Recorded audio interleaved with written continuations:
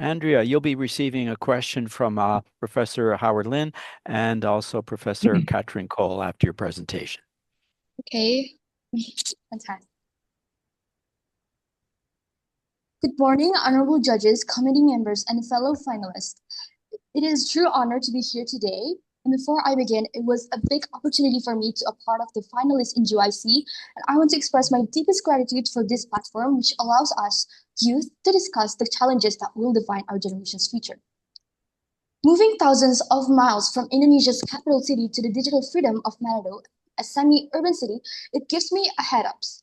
We don't need to look far into the future to see how AI is disrupting the workforce. We see it right now, in my own community and in my own classroom. It is a clear preview of a coming crisis where students, the future workers, already prefer the instant speed of an algorithm over the deep wisdom of their teachers. My name is Andrea Dolo. I am a 16-year student at 17-year high school in Manado, and I am here to discuss how AI could affect the future of work, especially in education. The key challenge my research identified is what I call professional displacement. This happens when a human expert is pushed aside because a machine is faster. This creates two major problems.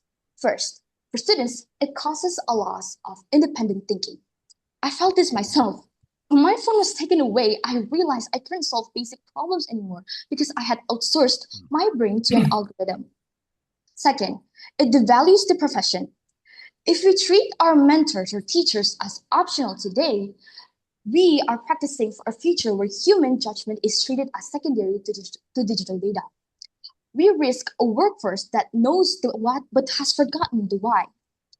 To prove this, I ran a survey with my whole classmates, and the data was a wake-up call. 70% of my classmates now prefer AI for their daily work. Even more telling, 50% of the students feel they learn just as well with the machine as they do with human. In one of their answers, my friends value AI because it is flexible and instant. But by choosing the easy path, we are skipping the struggle that is necessary for real growth. We risk a future where human experts are treated as optional rather than essential. But I didn't stop at the numbers. I decided to interview one of my teachers as well.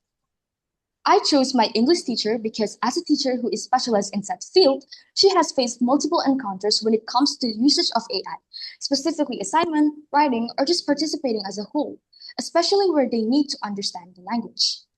My teacher's concern was deep. They are worried about turning into tech supervisors. They feel that their years of training are being ignored because an algorithm can provide a good enough answers in seconds. We are not just losing a study aid, we are losing the human professional who teaches us how to be members of the society. Despite these risks, AI doesn't have to be a replacement. It can be a powerful assistant. If we let AI handle the boring work like grading, reviewing tasks, or organizing data, we actually free the teachers.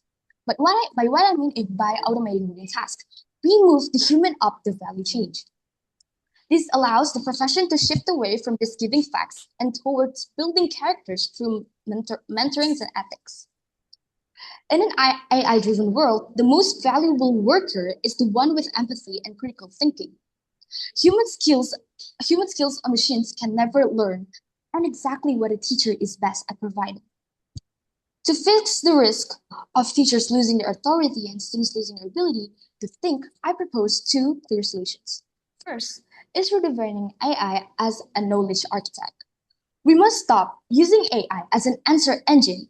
Instead, students should gather raw research manually using their own brains to find the why and then use AI strictly to organize, tag, and structure the data.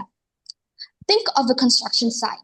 The AI is the crane moving heavy materials, but the students is the architect who designed the blueprint. The teachers no longer just grade the paper. They also grade the students' ability to manage the AI. This shifts our work from simple writing to information management, exactly what the future job markets might requires. Second is what I call the human in the loop.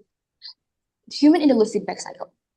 We must mandate that every AI organized project ends with the human mentorship session. AI can find patterns, but it cannot find meaning. It can organize fact, but it cannot understand ethics or empathy. By requiring this human sync, we place the teacher back at the center as the final auditor. This shifts their value from information giver to expert validator, preparing us for a future where AI does the organizing, but humans provides the judgment. When I started this project to observe a trend, but I realized I was leaving the problem. Every time I chose the easy AI answer, I was voting for a feature where human expertise is optional. The real risk isn't the machine will become too smart, it's that we will become too passive. If we let AI take over the struggle of learning, we lose the very skills that makes us valuable, Hmm. our critical thinking and our creative resilience. Let's use AI as a brilliant organizer for data, but keep the human teacher as the architect of our wisdom. A machine can give you a fact, but it can never give you a why. The future of work is not written in code, it is written in the human standards we choose to keep. Let's make sure that as we advance, we don't bury our own potential. Thank you. And thank you, Andrea. So Andrea, you have a question, and it's coming from Professor Howard Lin. Yeah, good morning, Andrea.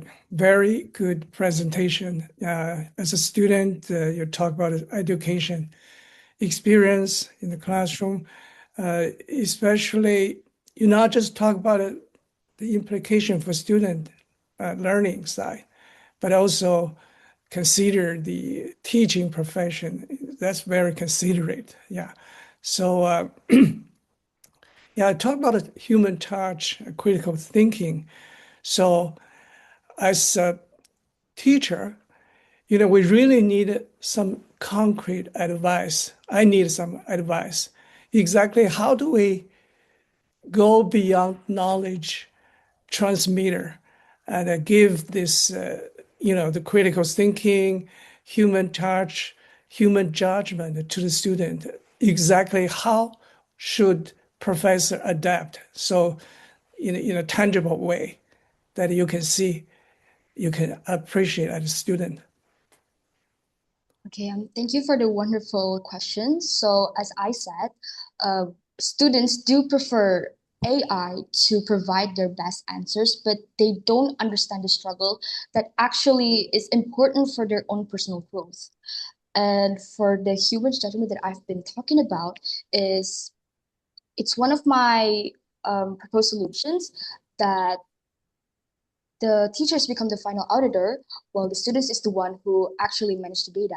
So instead of just give instead of just earning the answer, the best answer for maybe their assignment, their task or This is projects, ahead of that. they also need an actual human judgment that will might help them to improve, or that could help them to become maybe a better person, or like to have their own way in their own society.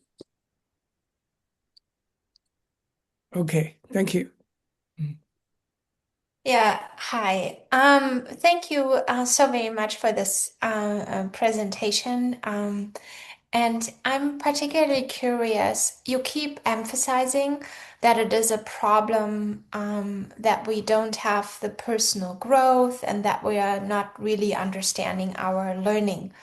But why is it important? AI is not going to go away. Why do you think that we should still understand basic processes? Why do you think this is still important? For me, it is important because sometimes when we just provide the answers without actually knowing like the way or the struggle, it feels like we're just we're just uh receive like the final result, but like Mhm. we don't really get what we learn from it. It's just like what I said, based on my personal experience, when my phone was taken away, I feel like I feel like I do my best when I'm using my AI, but I just realized that it's not actually helping my learning progress, because I don't know like maybe the way how it can get to that answer. It's that what I meant. Mm-hmm. Yeah. But your phone's always with you. You never like Yeah, well, actually, that's why for my in my school, our phone got restricted. Well, it Oh, okay. wasn't supposed to get restricted at first. Then suddenly we Yeah. have a sudden change of our school rules where our phone got restricted, and that's why I felt like when where I used to use my phone to help to finish my school assignment, when it was taken away, I was literally just being clueless because of how I just don't understand how it works, how it could get into that answer. Yeah. Okay. Yeah. Thank you very much. Nice Thank you presentation. very Well much. done. Thank Thank you you. very much. Mm. Thank you very much.